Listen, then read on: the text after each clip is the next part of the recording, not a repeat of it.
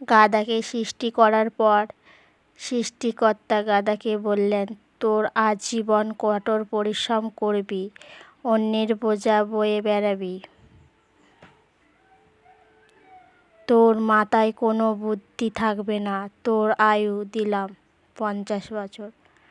তখন গাধা বললেন, সে কি, আমি এত কষ্ট করে এতদিন বাঁচতে চাই না, দয়া করে আমার আয়ু কমে 20 বছর করে দিন।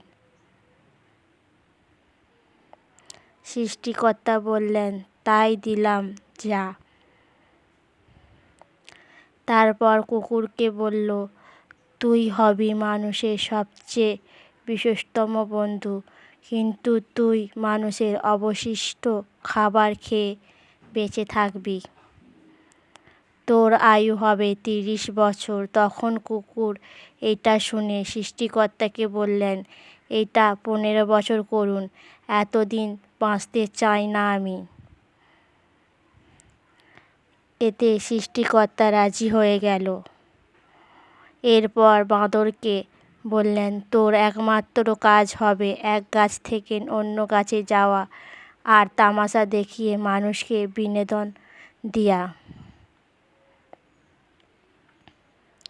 তোর আয়ু 20 বছর। সে আবেগে কেঁদে বলল, যখন দেবেন তখন 10 বছর দিন, আমি এত বড় আয়ু কি করব? এবার সৃষ্টিকর্তা পুরুষকে বললেন, তুমি হবে সৃষ্টির শ্রেষ্ঠ জীব, সব থেকে জ্ঞানী ও বিচক্ষণী, তোমার আয়ু হবে 20 বছর।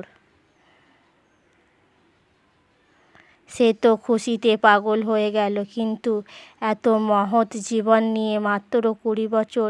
সে বলল, একটা কাজ করা যায় না?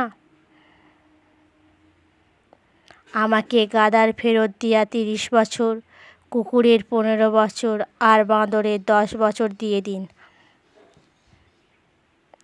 সৃষ্টিকর্তা বললেন, নিজের ভালো পাগলও বোঝে, তুই বুঝলিস না, যা দিয়ে দিলাম।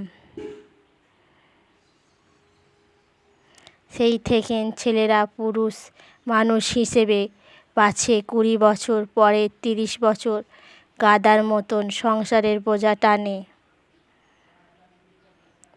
পরের 15 বছর ছেলে মেয়ে যা দেয় তাই খেয়ে বেঁচে থাকে কুকুরের মতন।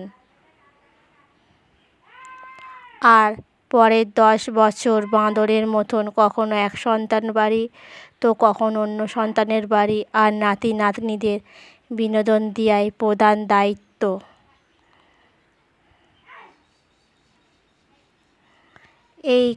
এইটা একটি রূপক গল্প। এটা দিয়ে মানুষের বিভিন্ন ধাপ বোঝানো